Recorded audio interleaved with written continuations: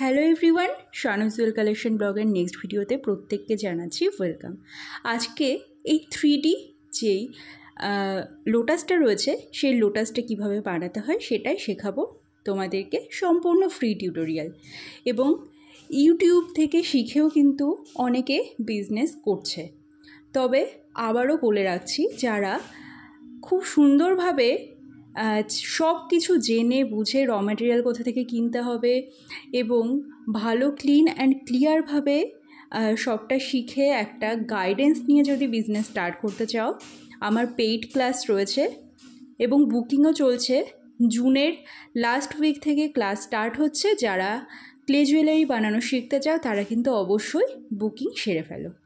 আমরা professional artist যারা আছি তারা কিন্তু মোল্ডেড ক্লেটাই বেশি ইউজ করে থাকি। এবং ক্লে জুয়েলারির কাজ যারা মোটামুটি টিউটোরিয়াল দেখো তারা জানো, দুটো ক্লেকে সুন্দরভাবে মিক্স করার পর তারপরেই কিন্তু কাজটা শুরু করতে হয়। তাহলে আমিও 50-50 নিয়ে নিয়েছি, দু ধরনেরই ক্লে, একটা রেজিন বেস আর একটা হার্ড ক্লে, এবং তারপর সেটাকে ইউজেবল করে নিয়েছি। এবার পাউডারের ইউজ তো করতেই হবে, না হলে ক্লে দিয়ে কাজ করা অসম্ভব হয়ে ওঠে। পাউডার দিয়ে গাটা প্রথমে মাখিয়ে নিলাম এবং তারপরে নিচে পাউডার রেখে এবং বেলনিতেও সামান্য পাউডার মাখিয়ে আমি কিন্তু ক্লের যে বলটা সেই বলটা ভালোভাবে বেলে নিয়েছি এবং তারপর গোল কাটার দিয়ে দুপাশে কাট আউট করে নিলাম।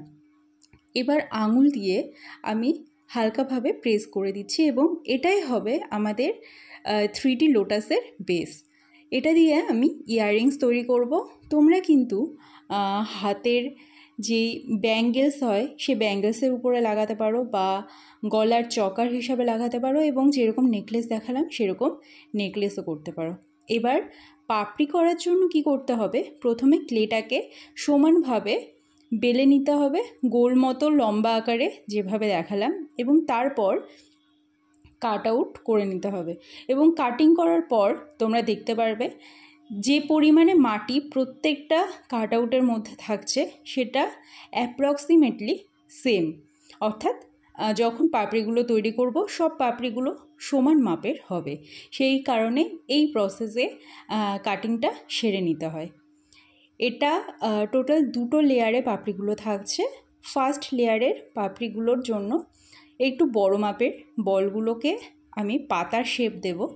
প্রথমে হাতের তালু দিয়ে একটু চেপে নিচ্ছি এবং তারপর দু মাথা যে বলগুলো রয়েছে সেই বলে হালকা পাউডার মাখিয়ে এটা প্রেস করে করে পাতার শেপ দিয়ে দিয়ে টোটাল 10টা পাপড়ি আগে রেডি করব। তারপরে সেম প্রসেসে আবার ছোট পাপড়িগুলো রেডি করব। যারা যারা রেজিন জুয়েলারি, ফেব্রিক জুয়েলারি বা অন্যান্য হাতের কাজ শিখতে চাও এবং বিজনেস স্টার্ট করতে চাও, কমেন্ট সেকশানে আমি এবং ডেসক্রিপশানে আমি সম্পূর্ণ ক্লাসের মানে জুন এবং জুলাইতে কোন কোন ক্লাস কখন কখন হবে, কবে কবে হবে সেগুলো দিয়ে রাখছি। পেইড ক্লাস, তো যারা যারা বুকিং করতে চাও ঝটপট বুকিং শুরু করে ফেলো। এরপর দেখো আঠা দিয়ে নিচ্ছি, এখানটা ফেভিক্রিল আঠা ইউজ করছি আমি, এবং তারপর এই পাপড়িগুলো টোটাল 5টা পাপড়ি নেব এবং এক একটা বেসের উপর লাগিয়ে দেব। প্রথমে যখন লাগাবো ক্লেটা যেহেতু নরম রয়েছে সেই কারণে এটার পিছনে কোনো কিছু ঠেস দিলে পরেও পাপড়িগুলো কিন্তু উঠে দাঁড়িয়ে থাকতে পারবে না, তার জন্য কিছুক্ষণ ওয়েট করতে হবে। কোনো রকম পাপড়িগুলো আগে আমি আঠা দিয়ে লাগিয়ে নিচ্ছি এবং প্রসেসটা ধীরে ধীরে দেখতে থাকো কিভাবে কি করছি। এবার ভেতরে যে পাপড়িগুলো হবে সেই পাপড়ির জন্য আমি মাটিটা কেটে নিলাম সমানভাবে এবং এগুলো ড্রপ শেপ করে নিয়ে তারপর সেগুলোকে ছোট পাপড়ির আকার দিতে হবে। হাতের তালুতে একটু করে পাউডার মাখিয়ে নেবে এবং এই পাপড়িগুলো করা শুরু করবে। এইভাবেই কিন্তু বিভিন্ন ধরনের পাতা বানানো হয়ে থাকে। তো লোটাস 3D লোটাস কীভাবে করছি তোমরা শিখতে পারছো। এরকমই আরও অন্যান্য টিউটোরিয়াল পাওয়ার জন্য কিন্তু অবশ্যই চ্যানেলটা সাবস্ক্রাইব করতে ভুলবে না। পাপড়িগুলো করা কমপ্লিট। এবার ভেতরের দিকে ফেভিক্রিল আঠা নিয়ে আমরা এই ছোট পাপড়িগুলো জয়েন করে দেব এবং তারপর ভেতরের দিকে হালকা প্রেস করে পদ্ম ফুলের ভেতরে যে অংশটা থাকে সেই অংশটার জন্য একটু মাটি নিয়ে ভেতরের দিকটা কভার করে দেব। তো যে কথাটা বলছিলাম আমি, যারা যারা ক্লাস বুকিং করতে চাও তারা করে ফেলো, এবং আফটার ক্লাস বুকিং র ম্যাটেরিয়াল কোথা থেকে কিনতে হবে সম্পূর্ণ ডিটেলে বলে দেব। এবং ক্লাস শেষেও, মানে ক্লাস শেষ হওয়ার পরেও যখন মনে হবে যে কোনো জায়গায় বুঝতে অসুবিধা হচ্ছে বা করতে অসুবিধা হচ্ছে, তখনও অলওয়েজ আমার হেল্প পাবে। অর্থাৎ একটা গাইডেন্স যাকে বলে, যার কাছে যখনই কোনো প্রবলেম হবে কথা শেয়ার করতে পারবে, কোনটার দাম কীরকম রাখা উচিত, এই ধরনের প্রশ্ন, বা একটা বিজনেস শুরু করতে গেলে যে কিছুই জানে না তার মনে অনেক ধরনের প্রশ্ন থাকে, সেই গাইডেন্সের ভূমিকায় কিন্তু আমি কাজ করে থাকি। আর এবার দেখো এই ক্লেটা কিন্তু ভালোই শুকিয়ে গিয়েছে, এবং এখন যখন আমি পাপড়িগুলোকে হালকা করে উপরের দিকে প্রেস করছি, তখন দেখো পাপড়িগুলো কিন্তু উপরের দিকে উঠে আসছে, কারণ মাটিটা কিন্তু একটু হালকা শক্ত হয়ে গেছে।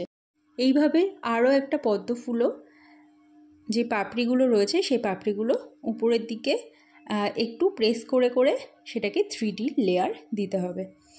এবার আসছি ফেবিকুইকে।